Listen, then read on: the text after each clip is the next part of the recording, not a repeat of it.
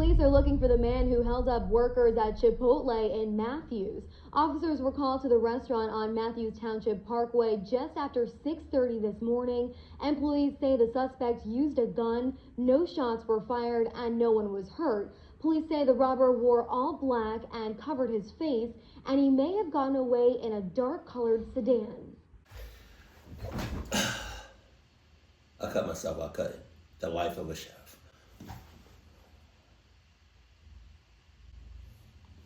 So, though, I want to say, first of all, this happened in my first location again. So, at my first location, I worked there from 2015 to 2017. And I want to say this happened somewhere in the middle, right? And again, we had about, at the time of this incident, we had about 4 to 5, maybe 6 managers. And so this manager that I want to talk to you about, I'm going to call him because I forgot. I'm going to say Derek.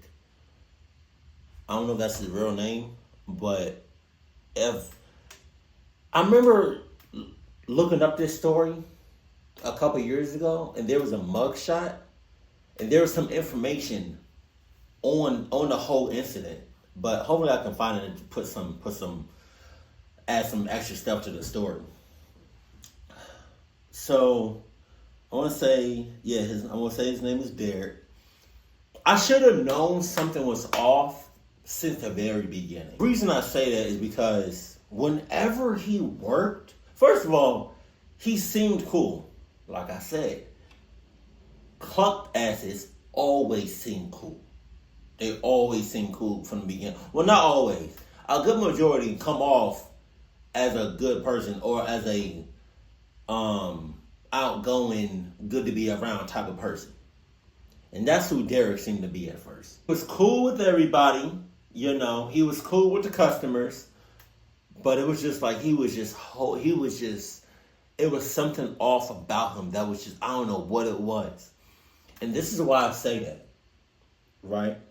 He had great relationships with a lot of people, with a lot of employees and a lot of customers. But everybody got something to hide. And so the reason I said something was off is because whenever he worked, 9 times out of 10, he wouldn't be in his Chipotle uniform. That was one. He would sometimes come in with just a black shirt. He wore that all the time. He would come in with a fitted cap. He would come in with some hose and holes in his jeans, and always sagging his pants. Always sagging, just showing all kinds of draws. So he would just come in. I didn't even think, if you would have saw as a customer point of view, if you would just see Derek working, you would think, who let this regular person walk in here and just start cooking? He looked like just a regular person. It was nothing about him that looked like Chipotle. It looked like it was just some random person that just came in here, walks up in the kitchen, and just started doing whatever. Also, he didn't really have no authority. He was a kitchen manager or service manager, but again, he just didn't have no sense of urgency or sense of he didn't really care about the job. It was just him and Andre. If y'all know who Andre did from my last Chipotle story, it was just, I just said whatever, because it seemed like Andre is just hiring any and everybody, right? Or the district manager just hire any and everybody, because I don't know where the hell he came from. He was already working there when I was there. So one night, not thinking nothing of it, I was washing dishes, and we closed. We was closed, right? But we didn't, when we closed, it wasn't we was closed for a while. We kind of just closed. And so I'm in the back. I don't know. I'm washing dishes, but I don't know if I had my headphones in or if I was just making a whole lot of noise and I just didn't hear, what was going on in the front. So I'm washing dishes, right? I'm click-clanging, I'm making some noise. And I don't hear nothing. Like, it's dead quiet. All the noise I'm making, all the stuff all the noise, all the things that I can hear is because I'm washing dishes. I don't hear nobody else and nothing else. It's dead quiet. And I just thought, I don't know what was going on, but I was just focused on washing these dishes. And so I'm washing dishes, and as I'm washing dishes, right, I put something, I'll clean it, I rinse it off, and I put something on the rack. As I put it on the rack, I turn around, and there's a gun right in front of my face. I lie to you not, I was not scared, not one bit. I'm not trying to act tough. I'm not trying to put on the front. I 100% was not scared. And the reason I wasn't scared is because they acted like amateurs. And I'm going to get to that in a second. On why I thought they was amateurs. Because when I saw the gun, I instantly thought about Home Alone. And how, you know what I mean? Like the Home Alone, how the two intruders, Marvin or whatever, like the first Home Alone, they just seemed like a bunch of amateurs. Like, how you not catch a kid, you know? So I just thought about Home Alone and how it's like it was like their first time doing this or whatever. Like, you're childish. Like, if you're gonna do it right. I wasn't scared not one bit. Now, I didn't say that. I didn't act like it. But I just did what they said. And what they said was, it happened so long ago. But they said something along the lines of like, come here. So now I'm with everybody else. I'm with my coworkers. And my coworkers were on the ground, like face down. The face wasn't on the front part of their body was on the ground. So I got on the ground to that nasty, wet ass, dirty ass Chipotle floor. I was my front part of my body was just on the ground, and I don't remember if I had an apron on or whatever. But ew, oh man, that was so nasty. And I think the manager on duty was Andre. I think. Because they wanted the money from the safe. Which, if you work at Chipotle, I think it's a few $1,000s in the safe. It's not that much money. Not enough to risk your whole life over or risk a good majority of your life over. It's a few $1,000s. It's not like it's like hundreds of thousands. It's like, I think I want to say under 10,000. I want to say that. But they wanted to get the money out the safe, and I think they got the money out the safe. But they didn't get far. Like, they got caught that night. And this is why I say I think they were amateurs. Because, first of all, they came through the front door. The person that closes cash, more often than not, is responsible of locking that front door and any other doors from the public. If it's not the cashier, then any of the employees should lock the door as soon as we closed. Because after that incident, I promise you, we locked the door like 5 minutes before we closed. We wasn't supposed to do that, but we did that.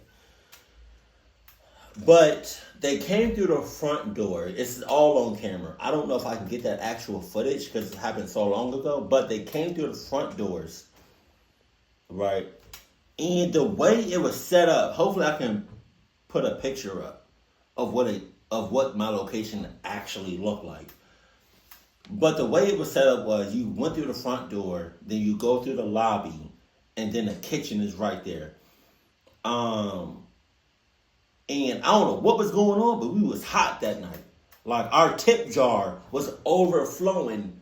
It was right there in front, like right next to the cash register, and it was just overflowing with money. It had like dollar bills in there, 5, 10, 20. So like we were hot that night. I don't know why. I don't know why, but our shit was just overflowing with cash.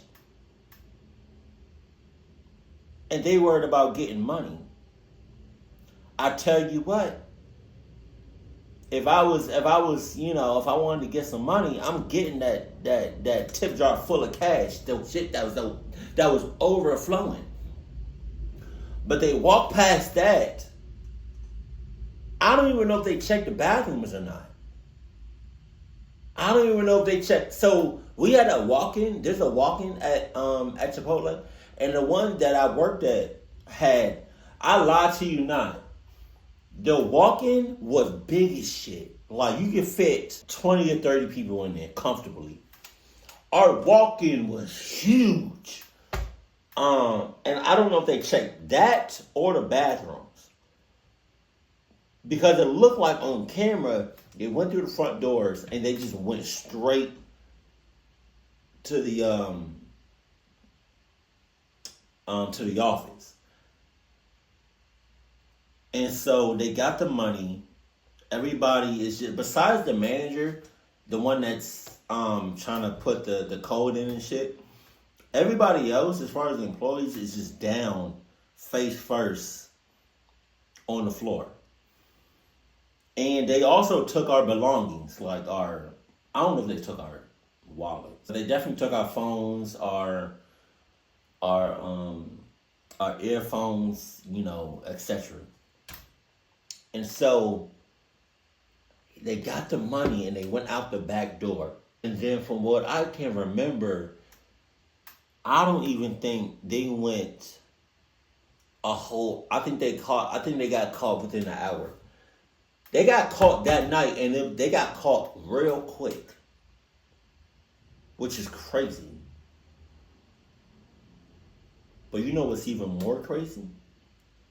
You remember when I said something about Derek? It was something off about him? That nigga was in charge of the robbery.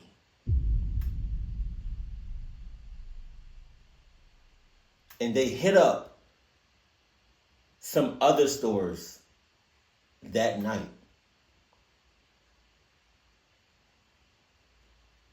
That's insane. I was working with a legit certified clock ass for a while. And Lord only knows how long Derek been robbing stores. And we just working together. That's insane. I'm working with somebody that robs stores. That's like, are you serious? That's crazy. When they said that and I saw his mugshot, I was just baffled. Because I had no idea. Like, I knew something was up. I knew something was off. The energy wasn't there. But I just couldn't pinpoint exactly why was my radar off. I knew something was off. I just didn't know what it was. That's insane, man. So that happened in between my time working at my first location between 2015 and 2017. This video is kind of short, but that's just another cluck story that, that I experienced. But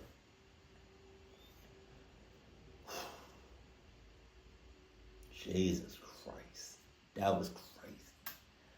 Oh, man. Thank God I'm alive, and thank God nobody got shot. But know who you working with, for real. And if your cluck radars, if your red flags are going off, tell somebody, for real, man. Jesus Christ. Keep it cool, keep it classy, and I love you. Stay happy. My family.